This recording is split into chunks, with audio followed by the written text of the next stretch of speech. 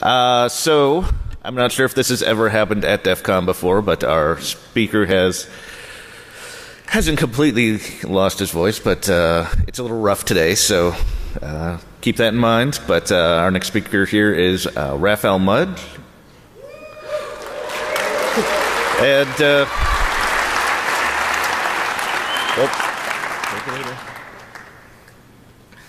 thank you. I'm not that worried about losing my voice. I look at this room and I see a lot of my close friends, and I just feel like I'm amongst family. So I'm really looking forward to sharing something I've been working on for a while with you, and thank you for being here. What I'd like to start out with is, how many of you have used IRC before? Excellent. How many of you have written IRC scripts before? Oh, my kind of people. Now I'd like to ask, how many of you have written or used like the IRC war scripts back in the 90s? Yeah. I'm 32 years old now, and I feel like I've regressed to 14. I'm making hacking tools, and I'm making hacking tools that feel like the IRC stuff I did in the 90s. And I'm trying to make my hacking tools more like the IRC tools I had in the 90s. So we're going to talk about that today. And we're going to talk about something called Cortana. What Cortana is, well, first off, how many of you know Armitage? Okay, great. Cortana is a scripting language for Armitage. I'm actually trying to make Armitage scriptable so you can actually add features to it, write bots. Here are the things we're going to talk about. Really important. I'm really honored by this. This work was made possible through DARPA's Cyber Fast Track program. So thank you, Mudge. I really greatly believe in your vision and what you're doing with that, and thank you for letting me be a beneficiary of that. And I hope you guys like what I've put together. Here's what this talk is not. Cortana it's a programming language, does a lot of stuff. So this is not a tutorial. And some of the features I'm just not going to cover. But what I want to do today is I want to demonstrate what it can do. Okay, we're going to have a lot of fun. I'm going to cover some of the major high notes and why they're there. And my goal is I just hope you, after this, are encouraged to go out and try it. I look forward to seeing what you do. A little bit about me. I started out IRC in the 90s. I wrote an IRC client called JIRC2. I know Dan is in the audience. He's a JIRC2 fan. I'm also the developer of a programming language called Sleep. I wrote it in 2002 and was very active on it until 2009. I'm also a developer of Armitage, and because the work I've done the past year has kind of taken over my professional life, I started a company, actually my personal and professional life, I won't lie. I started the company this year, Strategic Cyber, and make software for red teams, occasionally do research. You can learn about that at advancedpentest.com. This is from my IRC client. It's an Easter egg, but it's from an MIRC add-on that was published in the 90s to make fun of me. Just to kind of give you an idea of the world I came from. We're sitting at a channel called Floods, and my nickname's Butane, and I'm sitting there talking about how to write these scripts to revolutionize MIRC, and that's not what I really said, but it's probably what I sounded like, so I deserved it. But this is just kind of the world I came from and what I want to bring back into our community a little bit. I mentioned my IRC client, JIRC2. I have experience making something that's scriptable. JIRC2 never became very popular. There's a lot of really good IRC clients out there. But it did attract a really healthy little scripting community. I think it's over 70 or 80 scripts on its website. And some of them tens of lines of code, others thousands, written by people who've actually never even programmed before. And I noticed in the security community, there's a lot of people afraid to take the plunge into writing code. And so I wanted to create something where people who haven't programmed before have a friendly path to develop something useful, share it with others, and hopefully get hooked on the bug of programming. So that's part of my motivation here. Let's talk a little bit about sleep. As I mentioned, I started working on sleep 2002. I didn't know I was actually going to continue working on it. It was a weekend-long hack. It looks a little bit like Perl. It is built on top of Java. It doesn't have any external dependencies. I like that. It's very small. It's one file, 250 kilobytes. The nice thing about Sleep, and my original purpose behind it, was to make a base language, okay, that I could extend with new constructs to make the language really friendly to whatever purpose I wanted. Of course, my first round of that was a chat program, and I thought it worked really well there. With all things, I document everything. So Sleep has a nice 200-page manual, but the same thing is available online for free and always has been, probably always will be. So this was a labor of love, if anything. So you're going to see some Sleep code today. Don't worry, it's not too bad. And you can learn more about Sleep at sleep.-9.org. Now let's talk about Armitage.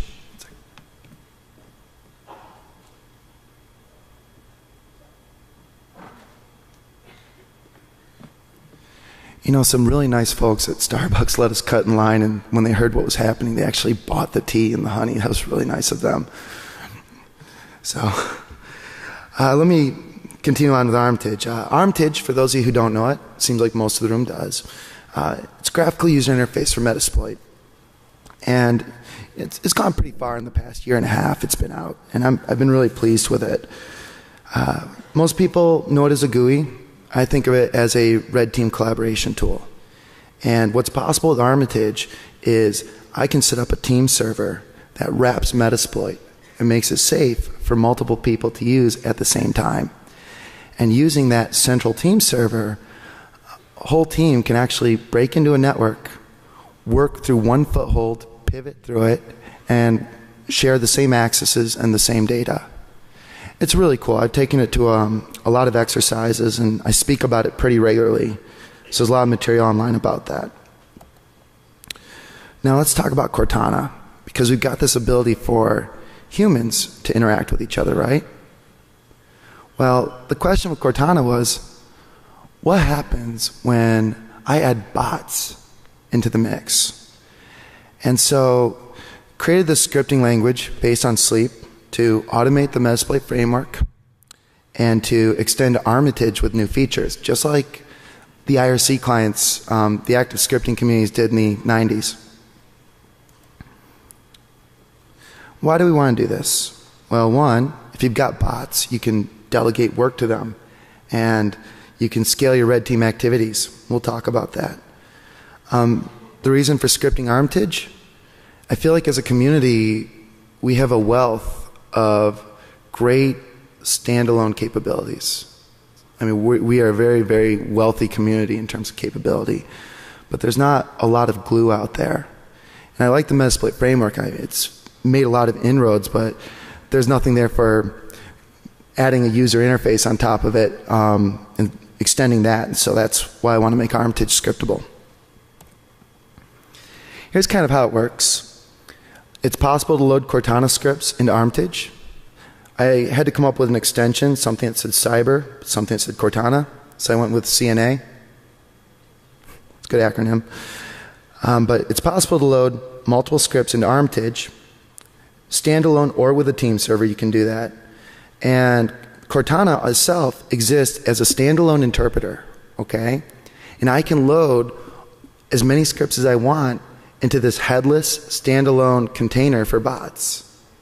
And one of the things the language enforces is isolation between each of the bots. So you don't have to worry about this other script that's loaded and deconflicting with it. This is all built into the language. Lessons learned from my past experience doing this.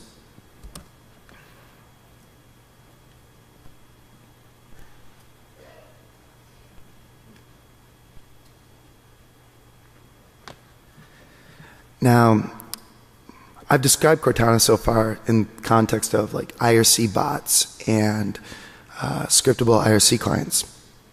Well, really, the academic way of describing it is I see the combination of Armitage and its team server the Metasploit framework, and now Cortana as pieces in a multi-agent system for red team operations. And so Cortana is the domain-specific language to write agents that do whatever we want them to do, respond to things that happen. The team server provides the communication layer and the deconfliction of the agents. Metasploit offers an agreed-upon vocabulary for our data. And if anybody here has ever built a multi-agent system in a committee, you'll know that that is something that will never get done and the project will stall for years. The other nice thing about the Metasploit framework is all of its modules are great verbs, actions for these simulated humans, these bots to do, things they can do. And there's a lot of capability there. And of course, Cortana gives us the ability to take any of those verbs, do something with them. Cortana gives us the ability to, when something happens, react to it. Just like in writing an IRC bot, when there's a new message in the chat room, do this. Well, in Cortana, it's, hey, when I see a new host, do this. Or when a compromised host, a session opens up, do this. And one of the challenges, though, in this kind of system is positive control. And so it's not so much the topic of this talk, but a lot of the reason this was a DARPA effort was to actually research those issues and come up with a few simple ideas and try them out for assuring positive control to debug, understand, and rein in these agents, keep them from taking over the world. If you've ever read the book Daemon, my goal is kind of make a system that would enable somebody crazy to do that.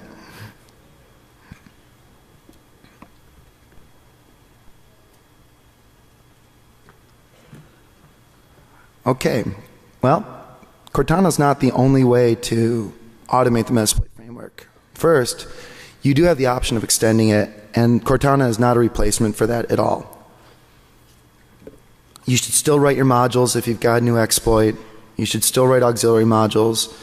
Plugins are a great way to extend the framework with new commands, and resource files are still a great batch capability. The Metasploit RPC server, I'm probably one of like 2 or 3 people in the world who work with it the most, and it's really low level, so you can build something on it, but you're going to be reinventing a lot of what I've already done.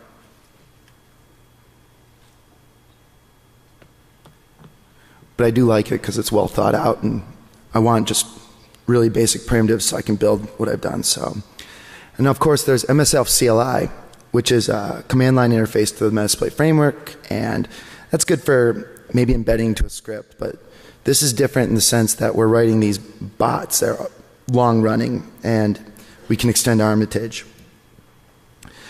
Now let's go into some uses.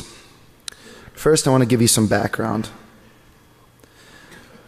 I've mentioned that Cortana can respond to events as they happen. Okay? And here's how that works and what it looks like. In Cortana, the syntax to say I want to respond to an event is this. On some event, whatever it is, I give back a bunch of arguments and I can respond. That's it. I can declare as many of these as I want, and that's how you respond to an event listener. By the way, what I'm going to show throughout this talk, though, is what I call the declarative syntax, meaning I'm just telling the program what I want, but there's actually a syntax where you can hook an arbitrary event and give it an arbitrary function. Like, so there's kind of the power user equivalent, but this is the easier to read one. Here's the way a lot of events are driven. For example, Cortana is constantly pulling the Metasploit framework, the database it uses, and it's pulling back all the tables. And there's actually a really efficient protocol where when Cortana says, hey, I want new data, I want to know what you've got, here's a hash of what I've got. It'll send that when it requests an update, and if the server says, hey, the data hasn't changed, it'll say, oh, okay, and nothing's transmitted. So it's very efficient. And the way it works is I have the old data and I have the new data, and I compare the two, and I say, hey, in the case of hosts, I say, okay, hey, from the old data to the new data, some of this stuff's missing. Well, I fire a host remove event that scripts can respond to. Or I say, hey, I see a new host. I'm going to fire a host add event. And what that gives me the ability to do is take anything that is part of this working set of data available in the Metasploit framework, and it gives me the ability to respond to it in a very easy, intuitive way. And I'm already doing all this data synchronization anyway, so this is kind of a free on top of what we already have. Here are the data events that Cortana fires events for. The Metasploit credentials table, hosts, loots, the routes, what pivots you've set up, which services are seen. You can actually declare an event, for example, on service add 22, and see when the Metasploit framework becomes aware of a new system with SSH open. And it doesn't matter how it figured that out. Maybe somebody launched a module and found it. Maybe somebody imported it. And of course, I can fire events surrounding sessions as well. Now a little story.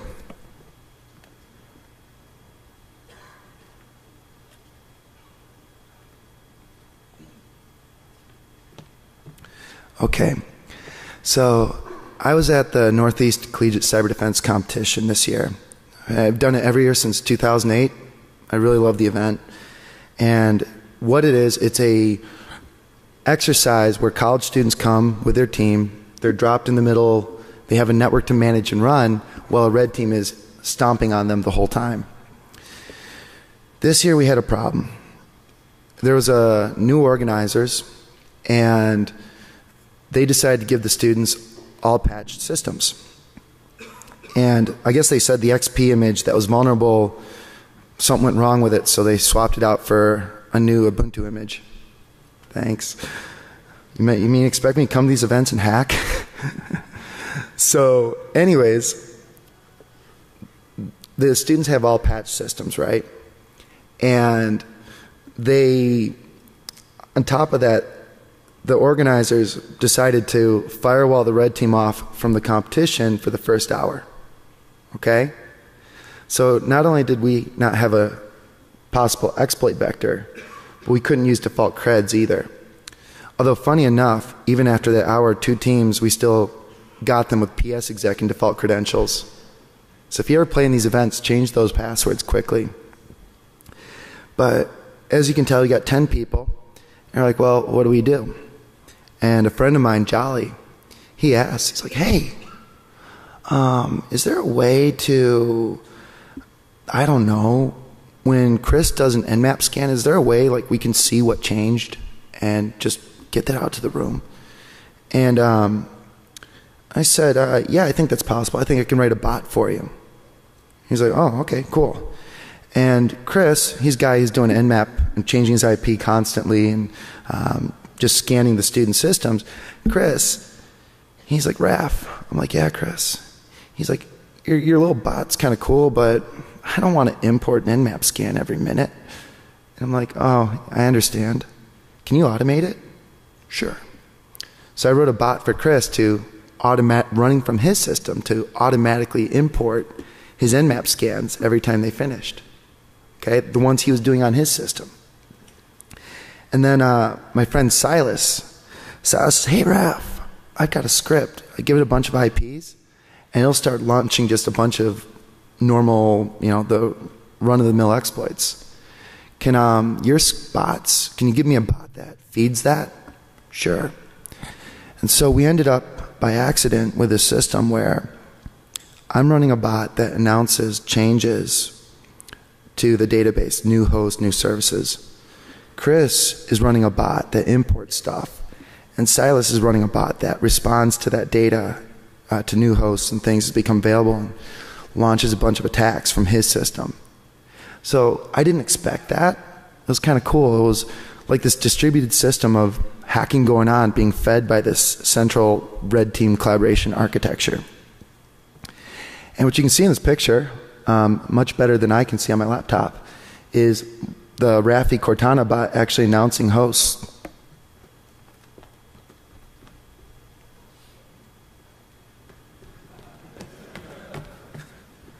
If there's a cameraman, I'm sorry, I like to move around.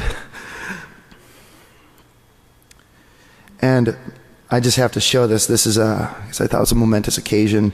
This is Chris editing his Nmap importer bot. And I'm like, oh, Chris, you're the first Cortana programmer besides me. By the way, you want to know who the second one is? There's a student from Land O'Lakes University found the Cortana code and package on my in a hidden directory on my web server like a month ago, and he's been playing with it since and emailing me. And by the way, I just laughed. I thought it was great, and so I forgot his name, but I just props to him. It's just, I thought that was pretty cool. So I guess he would be the second one. So let's go ahead and do a demo. There's a lot of demos in this talk, by the way.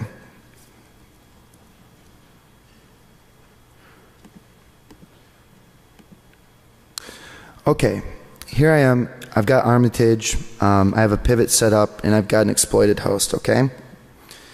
And earlier, I gotta admit that T really helps. My voice is much better than I thought it would be.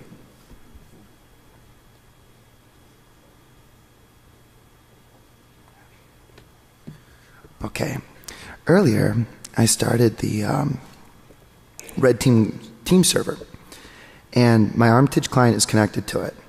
So let's first start up Cortana with this differ bot, and I'll show you what it looks like.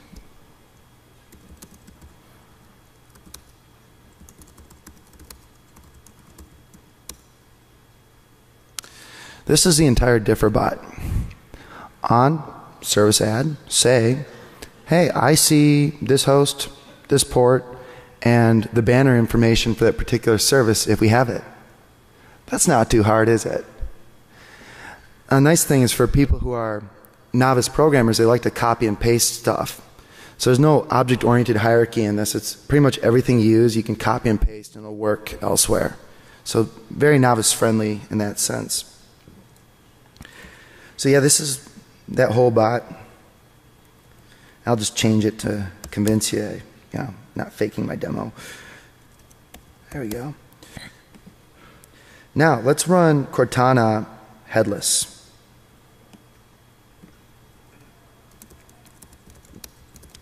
Here's how I do that. First, I need a property file. And what I want to point out is that there is documentation on Cortana, enough to nearly be a book. It's about 55 pages. So afterwards, you won't have any problem digging into it. And there's pictures. But what you have to do is first create a property file and say, hey, here's how I want my bot to connect. And then to run it, all you do is java-jar, cortana.jar, defcon.prop, and give it the path to your bots.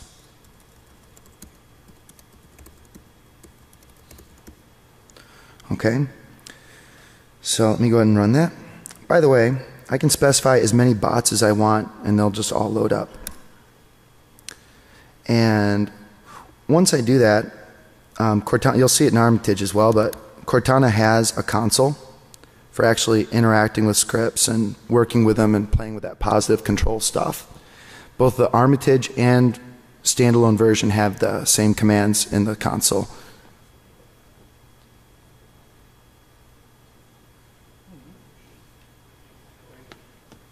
Thank you, I just caught that. I heard you can't see the whole screen. I did not come here to cheat you guys out of screen space, I promise. Some people are happy to have me talk less, so. Let's do something I didn't practice because I love doing that. Remember I mentioned that we have all these tools to understand our agents? Well, kind of one of the tools is it's a tracer. So I'm going to type tron differ.cna. Got other great commands like prof and pron. I love turning something into DARPA and being like, hey guys, check out the pron command in my hacker tool.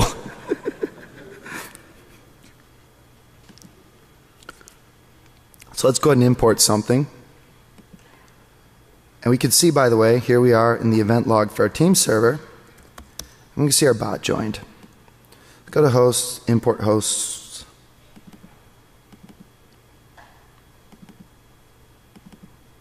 Hopefully that's the right file I just imported.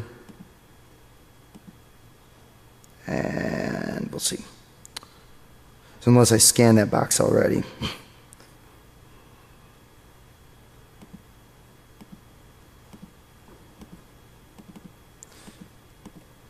All right, I'm going to just make sure there's no services here. I'll just scan this guy because I imported with this one already. So there we go, and it should come back and start announcing stuff to our chat room. There we go. It's saying, hey, I see this, I see that. And that was the differ script and how it worked.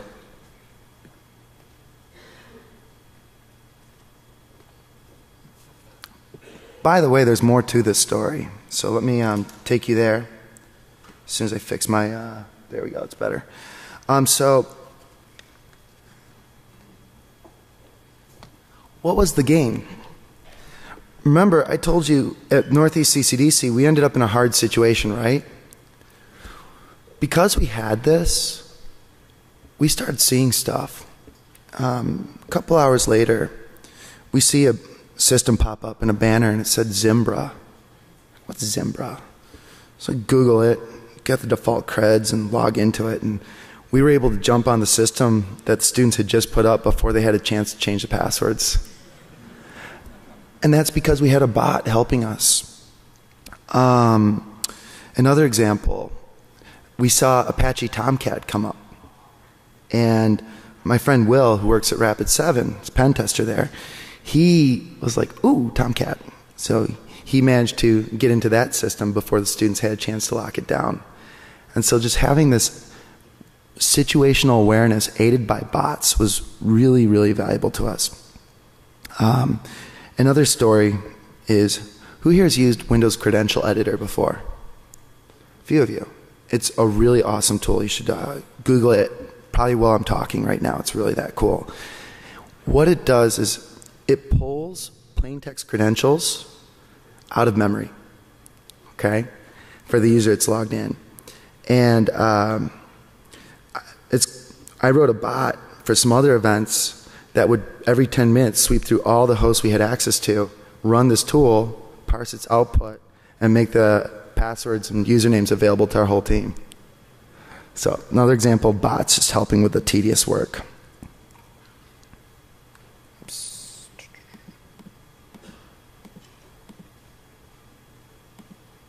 Good. So let's talk a little bit about post-exploitation. Basically, I want to control sessions with multiple people using them. And the Armitage team server makes it possible for humans, so it's pretty trivial to extend to bots as well. Here's what it looks like. I queue a command using a function like m_command with the ID of the session. And when that command completes, an event fires in my local instance. So if somebody else queues a command, that won't fire an event. But I get this event on meterpreter _ that command. And I can parse it and do whatever I need to with it. Also, more generic, on meterpreter fires too, so I can hook kind of anything in my local script that fired.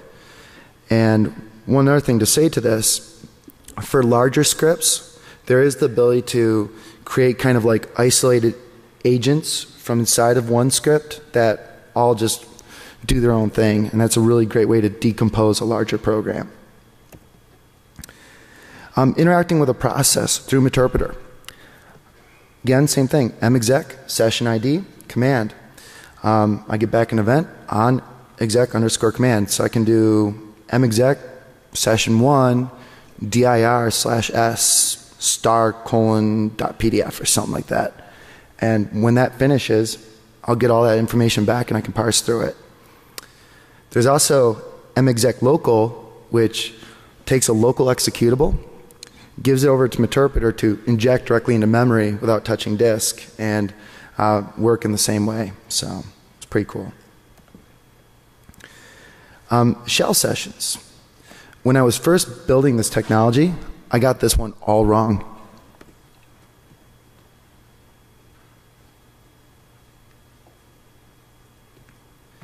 I couldn't interact with a dumb command shell in the same way I'd interact with Interpreter, but then I came up with something that just didn't work, was really confusing to work with. So I then said, no matter what I do, I got to make this look like Interpreter, so now it does. Shell command, some session ID, whatever command you want, and you get back on shell underscore command, same kind of thing. So this pattern applies to whatever you're trying to interact with. Now let's have another demo.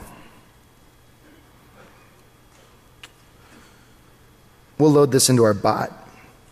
Oh, by the way, remember I mentioned the tracing? This is the output of all the stuff our one bot was doing behind the scenes. We'll turn that off. We don't need that. Okay, but you can see all the functions that were called, what they returned, and what file and what line number. Nice debugging tool. So let's go ahead and load another bot. It's defcon. Autokill, I think it was autokill.cna. There we go, good. Yeah, I can actually load and unload bots too from Cortana instance. So let's have a look at the autokill bot. Here's what autokill does. In this case, every 5 seconds, it looks at all of our sessions and makes sure that they're Windows Interpreter and that they're ready for interaction, and it sends a command PS. We get back an event on Interpreter PS, and we use a built-in Cortana function to parse that into a dictionary it can work with. And for each process entry, I extract the name process ID. I check if Internet Explorer is that process, and if it is, I queue the kill command. So let's take a look at that. First thing I'm going to do, we're going to use another Cortana debugging function, which is the logging one. So we're going to do log on autokill.cna. And now we can see everything Cortana is doing on our behalf. Which file, what line number. A great tool for understanding a script without tracing every function. So let's go over here to my XP victim I've got. And I don't know, I'm kind of in the mood, browse the web, see what's on the internet, see what's on MSN.com today. And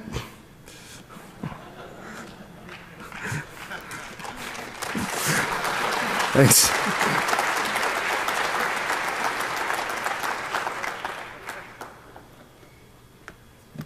Could you imagine like a cyber defense exercise doing this with like star setup star or star Wireshark star and star CMD star?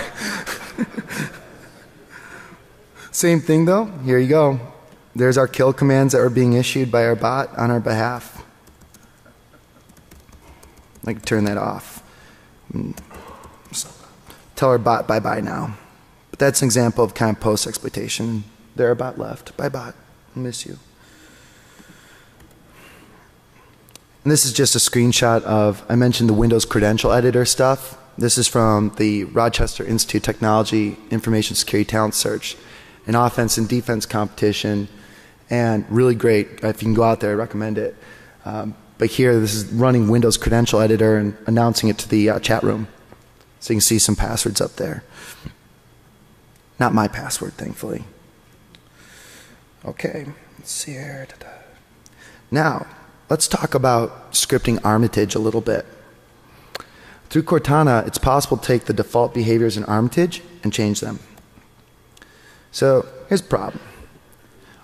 Armitage is an opinionated tool. The developer is an opinionated tool too.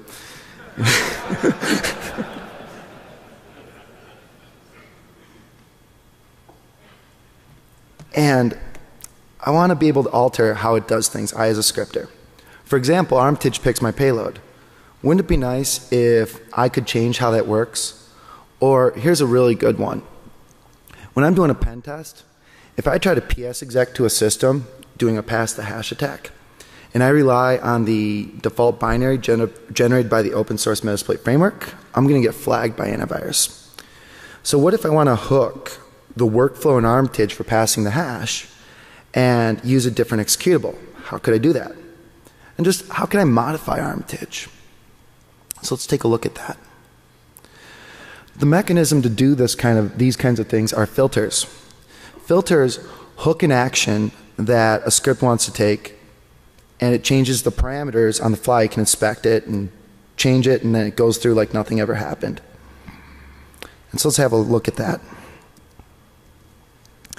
Here I am, back in all this nifty stuff. And let's take a look at a script called payload.cna. CD defcon. I'm kind of messy in my folders, so don't mind me. Here's a script to, what it does is when the onReady event's fired, meaning, hey, I'm synced with the Metasploit framework database, it starts a handler for Windows Interpreter reverse HTTP. And whenever a user launches a module through like the Armitage GUI, it looks at the options, it looks at the payload, says, hey, is this Windows Interpreter reverse TCP? If it is, let's modify that, change it to HTTP, put in the information it needs, and let it continue going. So let's take a quick look at that. So we're going to go to, there's two ways to load a script in Armitage. If you want it to always be there, go to Armitage Scripts and load and unload stuff and go to town. If you're a developer, go to View, Script Console, and you get that same console we saw in the command line. A little nicer though because it has tab completion. So I'm going to load Armitage, defcon, payload, payload.cna. There we go. Started the multi-handler for us. If I see that. So let's go ahead and launch an exploit against the system. You know, really exciting. We'll do the classic MS0867. So I'm feeling lazy. And we'll tell it to user reverse connection. Press launch. And what you see is here's our payload, Windows Interpreter reverse HTTP, right? I'll see if my pivot wants to behave or if the system wants to behave and it actually triggers. The main thing I want you to see though is the actual, whatchamacallit, the actual payload change. So somehow my 2003 box doesn't want to be exploited right now. It's okay. I know a way around that. Dude. If this doesn't work, then I'm going to just press. Oh, I didn't make it reverse, but for my next demo, I actually need to be on that box, so we'll let that go. But that's a pretty simple example, right? Swapping a payload preference. What about the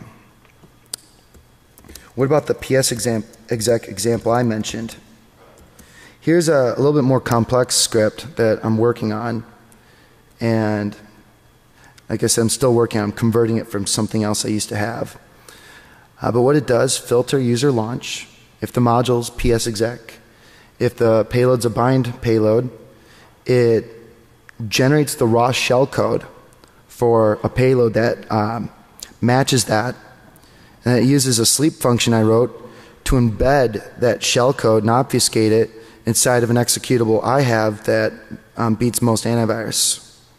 Okay?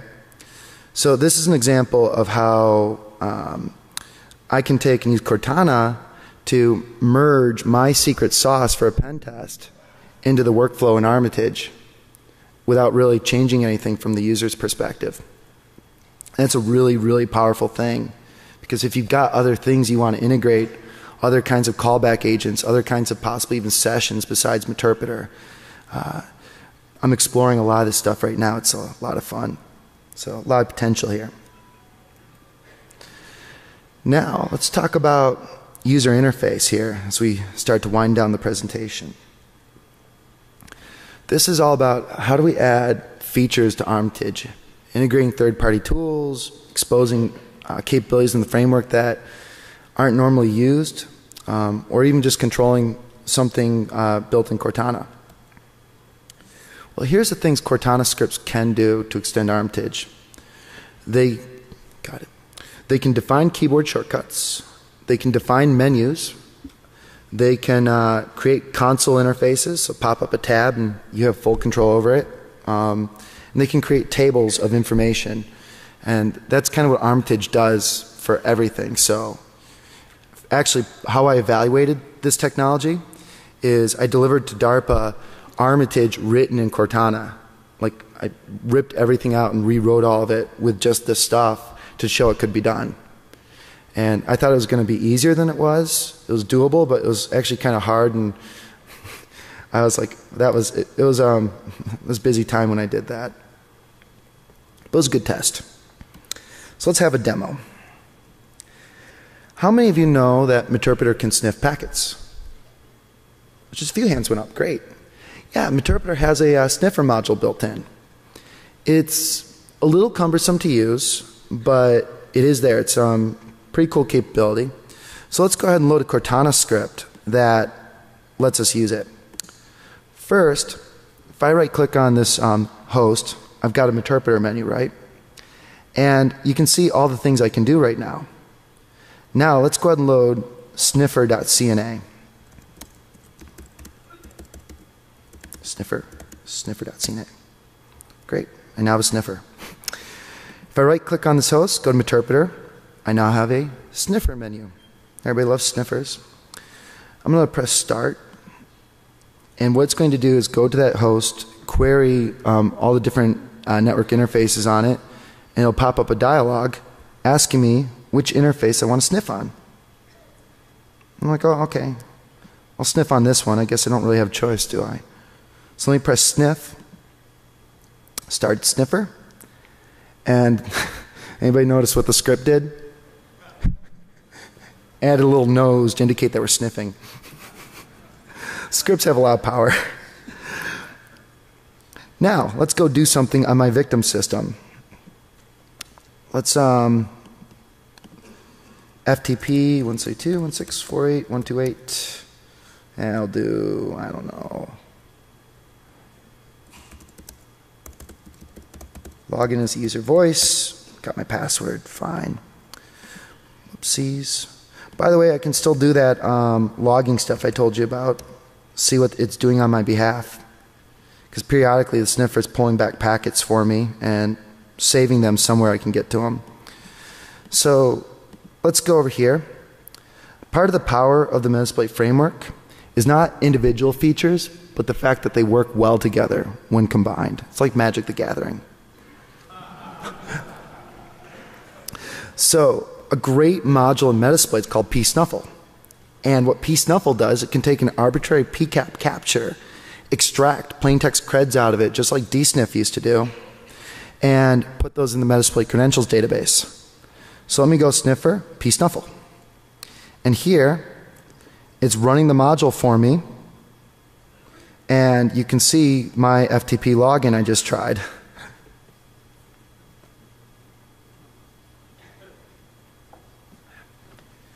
So that's an example of a Cortana script adding a new feature and exposing like the really cool stuff we can do with it in the Metasploit framework. So let's take a look at that script real quick.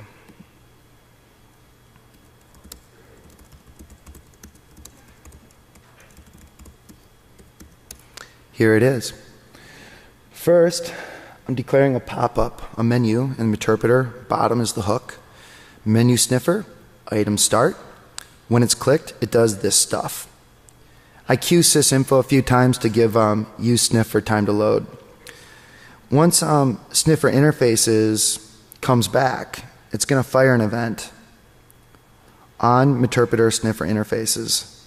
And I'm going to parse through all this, prompt you with all that information, and once you hit sniff, it's going to fire an item selected event. I'm going to issue a sniffer start command to that Meterpreter session. Pop up a message, sniffer started. And every 10 seconds, I'm going to loop through all the sessions that I know are sniffing and run the sniffer dump command for you in the background. And by the way, a filter on the icon, here's what it looks like. This host image filter intercepts when Armitage is about to display an icon, and it's like a pancake. Or no, sandwich is a better way to describe it. And what it does is, it's a bunch of images that just gets layered together and resized. So what this filter does is gives me a chance to interact with that layer or that sandwich of images and change them. So I loop through all the sessions, relate to that host, check if any of them are sniffing, and if they are, I push an image onto that sandwich, onto that array, a sniff.ping, and that's it. That's how I add my little nose. So that's the sniffer script. So to kind of take this on, wrap it up a little bit, what is Cortana? It's a scripting language to write bots for an Armitage collaboration team and automate the Metasploit framework. It's a scripting language to extend Armitage. One more thing. This is kind of evil. This function up here, something sleep can do. It's an inline function, meaning when it executes, it runs in the context of its parent. And what it does is it pauses the current function, the parent, and sends it to another function, the current function, the parent, as an object, as a parameter. And it connects to some server elsewhere, writes this paused function out to the socket, and closes everything down. This is a way that your Cortana agents can migrate to other attack servers to build a very scary distributed botnet. And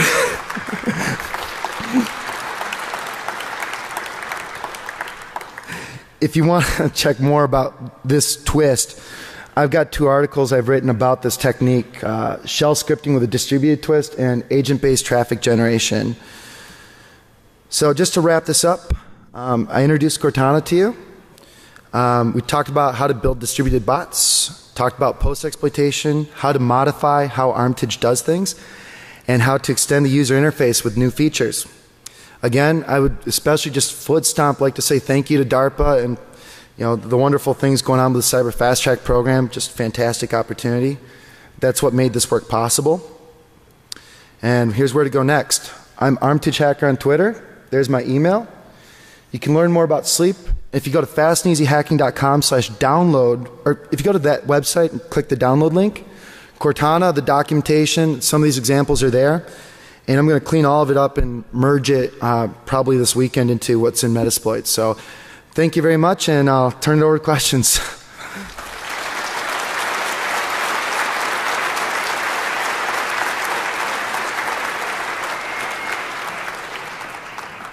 And thank you for letting me be a beneficiary of that. And I hope you guys like what I've put together.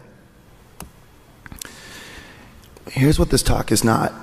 Cortana it's a programming language, does a lot of stuff. So this is not a tutorial. And some of the features I'm just not going to cover. But what I want to do today is I want to demonstrate what it can do. Okay, we're going to have a lot of fun. I'm going to cover some of the major high notes and why they're there. And my goal is I just hope you, after this, are encouraged to go out and try it. I look forward to seeing what you do. A little bit about me. I started out IRC in the 90s. I wrote an IRC client called JIRC2. I know Dan is in the audience. He's a JIRC2 fan. I'm also the developer of a programming language called Sleep. I wrote it in 2002 and was very active on it until 2009.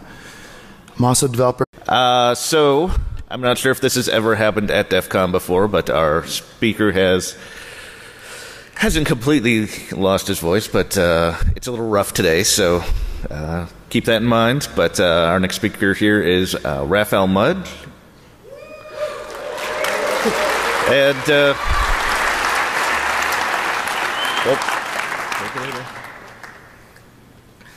thank you. I'm not that worried about losing my voice. I look at this room and I see a lot of my close friends, and I just feel like I'm amongst family. So I'm really looking forward to sharing something I've been working on for a while with you, and thank you for being here.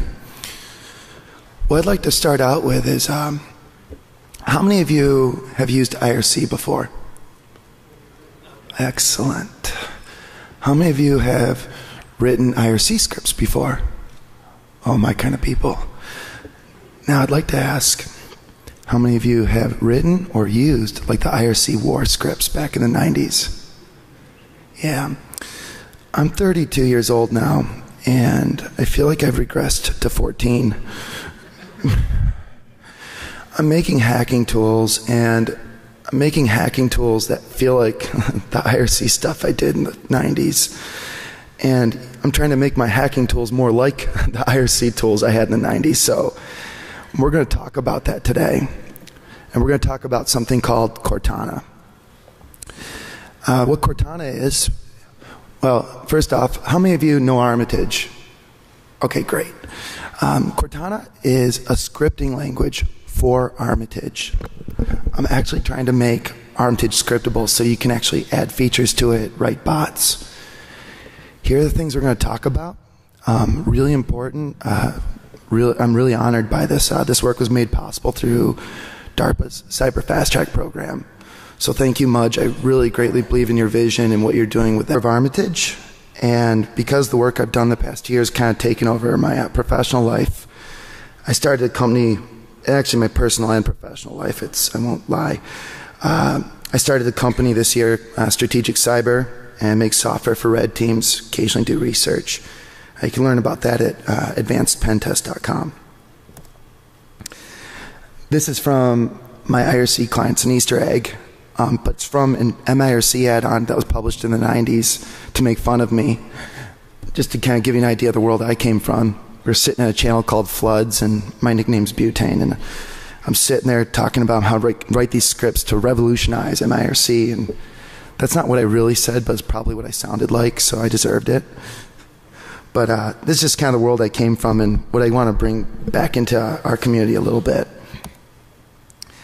I mentioned my IRC client, JIRC2. I have experience making something that's scriptable.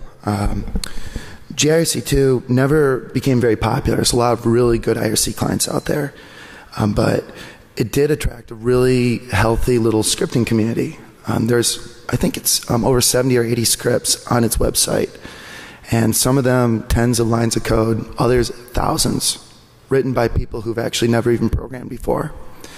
And I noticed in the security community, there's a lot of people afraid to take the plunge into writing code. And so I wanted to create something where people who haven't programmed before have a friendly path to develop something useful, share it with others, and hopefully get hooked on the bug of programming. So that's part of my motivation here. Let's talk a little bit about sleep. As I mentioned, I started working on sleep 2002. I didn't know I was actually going to continue working on it. It was a weekend-long hack. It looks a little bit like Perl. It is built on